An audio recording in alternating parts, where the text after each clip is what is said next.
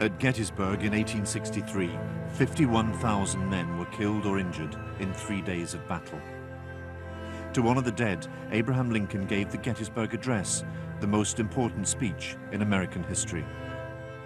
On these damp autumnal fields, in 229 brief, blistering words, Lincoln rededicated the American Republic to its original ideals.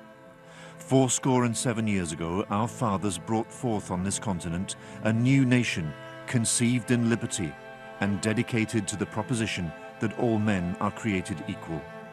We here highly resolve, Lincoln said, that government of the people, by the people, for the people, shall not perish from the earth. For him, the American Revolution was unfinished, what he called a work only thus far advanced.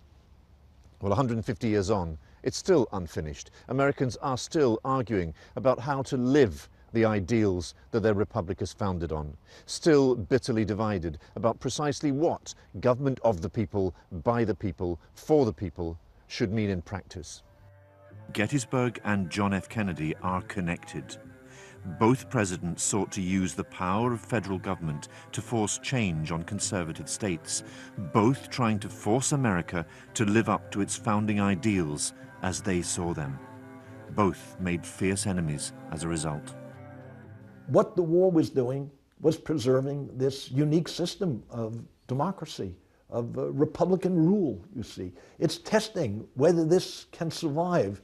And Kennedy, the parallel is, what does he speak of in his inaugural address and focus during his administration?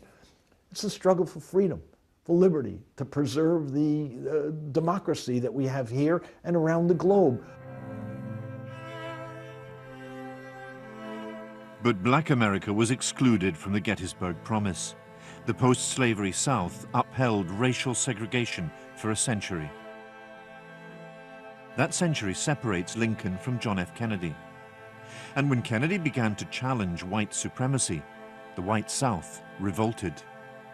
That revolt is what brought John Kennedy to Dallas that fateful day 50 years ago. His challenge to white privilege had reawakened that old fault line in America, conservative fears of an overweening federal government. Right-wing extremists did not kill Kennedy, but his visit to Dallas to try to appease them did.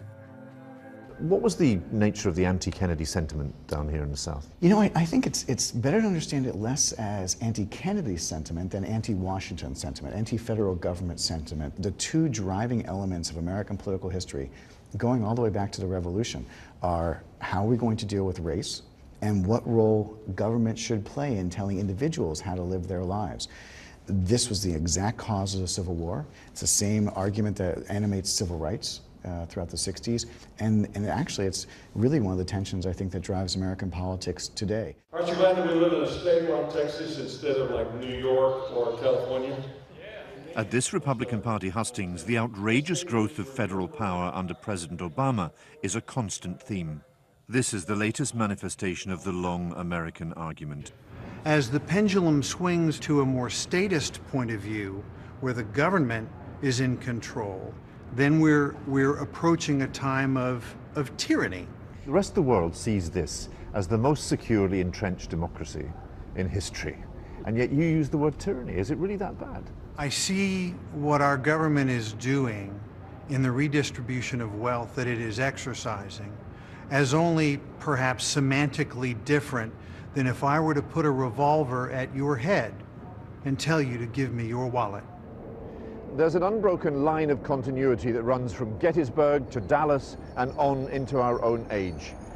It's a struggle for ascendancy between two Americas, conservative America that seeks to champion the sovereignty of the individual citizen against the state, and another America that claims to speak for progress and seeks to harness the power of the state to impose it. It's an argument about what it means to be a true American. What it means to be a true American was the issue at Gettysburg. Who was embraced by the founding ideals and who was excluded? Americans remain divided about what it really means to be a new nation conceived in liberty, and how to advance that proposition that all men are created equal.